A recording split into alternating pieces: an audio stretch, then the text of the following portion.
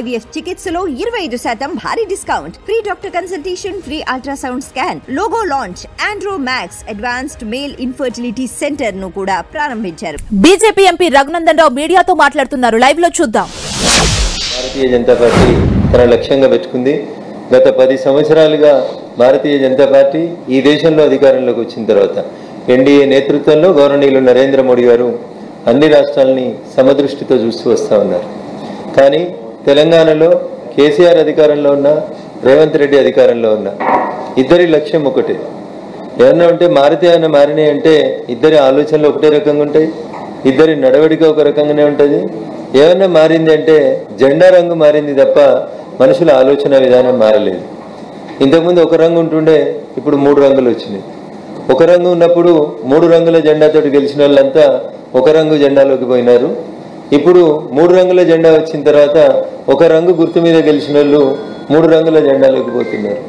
ఏమి మారాను అంటే దానం కాంగ్రెస్ నుంచి టీఆర్ఎస్కు మారాను, టీఆర్ఎస్ నుంచి కాంగ్రెస్కు మారాను తప్ప రంగులు మారాను, వేషం మారాను, భాష మారాను తప్ప భారతీయ జనతా పార్టీ పట్ల, కేంద్ర ప్రభుత్వం పట్ల, తెలంగాణ రాష్ట్ర ప్రభుత్వం యొక్క ఆలోచన విధానంలో 1% కూడా మార్పు రాలేదని చెప్పడానికి నేను చింతిస్తా ఉన్నాను.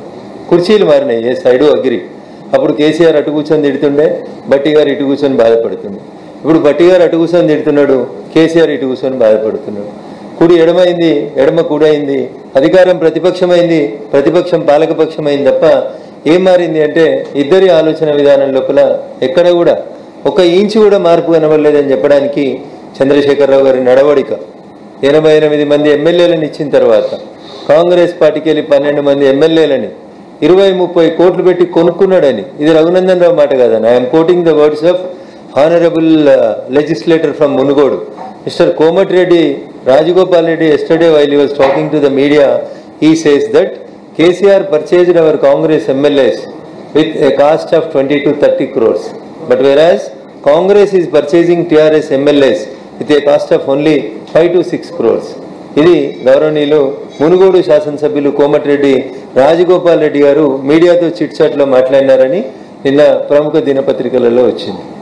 అందుకని నేను ఏమంటున్నా అంటే 88 మంది ఎమ్మెల్యేలను గెలిపించిన రోజు చంద్రశేఖరరావు గారి నడవడిక ఎట్లుందో, చంద్రశేఖరరావు గారి ఆలోచన ఎట్లా ఉందో, ప్రతిపక్షాలను చంపాలనేటువంటి చంద్రశేఖరరావు గారి నీచ రాజకీయం ఎట్లుందో ఈరోజు రేవంత్ రెడ్డి గారి రాజకీయం కూడా అట్లే ఉంది.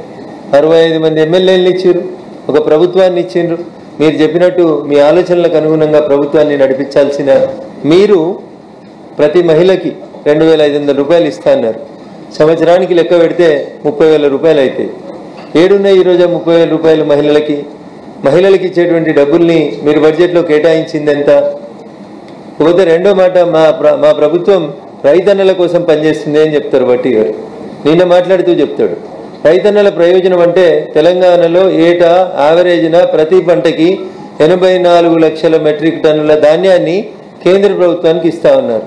84 లక్షల మెట్రిక్ టన్నుల ధాన్యము ఇంటూ 500 రూపాయలు వరికి బోనస్ ఇస్తామని చెప్పింది. 500 రూపాయలు వరికి బోనస్ ఇస్తే 84 లక్షల మెట్రిక్ టన్నులతోటి ఆన్ అండ్ యావరేజ్న లెక్క పెడితే ఎంత అవుతుంది? అది ఎక్కడ మీరు నిన్నటి మీ బడ్జెట్లో మీరు కేటాయించింది ఏముంది అనేది ఒకసారి ఆలోచించి. ఏదో ఆంధ్రప్రదేశ్కి 15,000 కోట్లు ఇచ్చినారు, అమరావతికి 15,000 కోట్లు ఇచ్చినారు. ఎంతసేపు కేంద్రాన్ని బదనాం చేయడం, మంచి జరిగితే మేం చేసినామని, చెడు జరిగితే కేంద్రం చేసిందని చెప్పేటువంటి ఒక దుర్మార్గమైనటువంటి ఆలోచన తప్ప వాస్తవ గణాంకాలు మీ ముందు లేవు.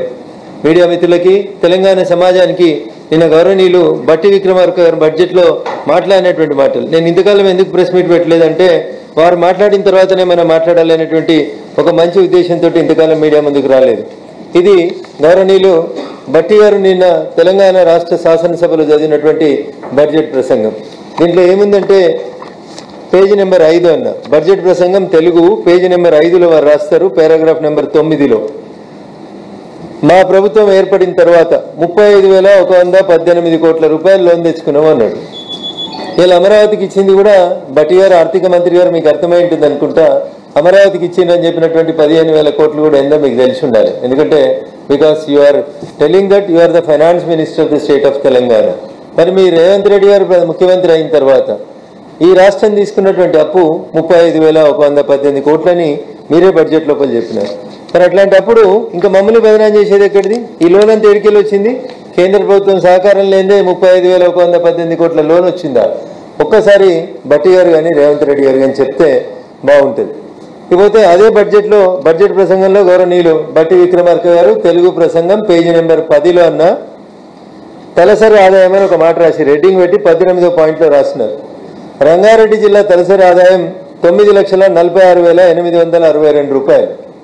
రంగారెడ్డి జిల్లాలో పర్ క్యాపిటా పర్ హెడ్ తలసరి ఆదాయం ఎంత ఉందంటే 9,46,862. గౌరవనీయులు మా విశ్వేశ్వరరెడ్డి గారు ప్రాతినిధ్యం వహిస్తున్నటువంటి రంగారెడ్డి జిల్లాలో జనాలు యావరేజ్న ఒక్కొక్కరు 9,86,462 రూపాయలు సంపాదిస్తుంటే కొంచెం పక్కకు పోతే వారి పార్లమెంట్లోనే ఇంకొక జిల్లా వికారాబాద్ జిల్లాలో తెలంగాణ ప్రజల ఆదాయం ఎంత ఉంది? తలసరి ఆదాయం అంటే 1,80,241 ఉంది. ఒకటే పార్లమెంట్లో ఇంత వ్యత్యాసం కనబడుతున్నప్పుడు దేశంలో కాశ్మీర్ నుంచి కన్యాకుమారి దాకా వివిధ రాష్ట్రాలు వివిధ స్థాయిల్లో ఉన్నప్పుడు ఏ రాష్ట్రానికి ఎప్పుడు ఏం అవసరం ఉంది అనేటువంటి పరిస్థితుల్ని బట్టి బడ్జెట్ అలొకేషన్స్ ఉంటాయి కానీ అందరినీ సమదృష్టితో చూస్తుంది భారత ప్రభుత్వం తప్ప ఇంకొకటి కాదు. దానికి వాళ్ళు మాట్లాడినటువంటి మాటలు, వాళ్ళు చేసినటువంటి పనులు, వారు చేస్తున్నటువంటి విధానం అనేది పూర్తిగా తప్పని చెప్పి ఈ సందర్భంగా నేను వారికి తెలియజేస్తూ, అన్నం ఉడికిందా లేదా అంటే 2 మెతుకులు చూస్తే తెలుస్తుంది అన్న. నిన్న తెలంగాణ బడ్జెట్ ఎట్ గ్లాన్స్ అని ఒక పేజీ ఇచ్చింది తెలంగాణ ప్రభుత్వం.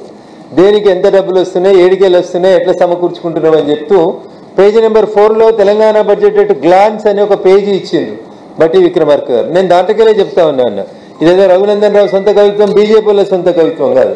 తెలంగాణ బడ్జెట్ ఎట్ గ్లాన్స్ అని చెప్పినటువంటి పేజీ లోపల ఒక అక్షరం కనబడతా ఉంటుంది చాలా స్పష్టంగా. వారే చెప్పారు సీరియల్ నెంబర్ 3 దగ్గర అన్న వాళ్ళు ఏం చెప్తారంటే state share in central taxes అన్న, రాష్ట్రం వాటా కేంద్ర పన్నులలో state share in central taxes ఎంత చూపించారు? 26,216 కోట్ల రూపాయలన్న. State share in central taxes is 26,216 crores. This is not the kahani of Mr. Raghunandan Rao or it is the kahani of Bharatiya Janata Party leaders. This is the budget glance budget page number 4 which was given by Mr. Batti Vikramarka in Telangana Assembly. At serial number it is 1. And if you go down, grants in aid అని ఇంకొక heading ఉందన్న. Grants in aid అంటే పూర్తిగా కేంద్ర ప్రభుత్వం రాష్ట్రాలకు ఇచ్చేటువంటి డబ్బు.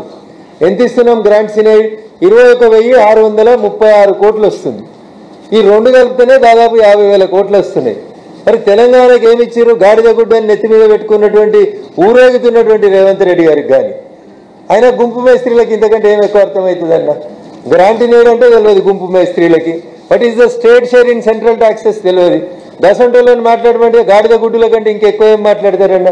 గాడిద గుడ్డు పెట్టదనేటువంటి అవగతం లేనటువంటి వాళ్ళు ముఖ్యమంత్రులు కావడం అనేది తెలంగాణ రాష్ట్రానికి దురదృష్టం అనుకోవాలి.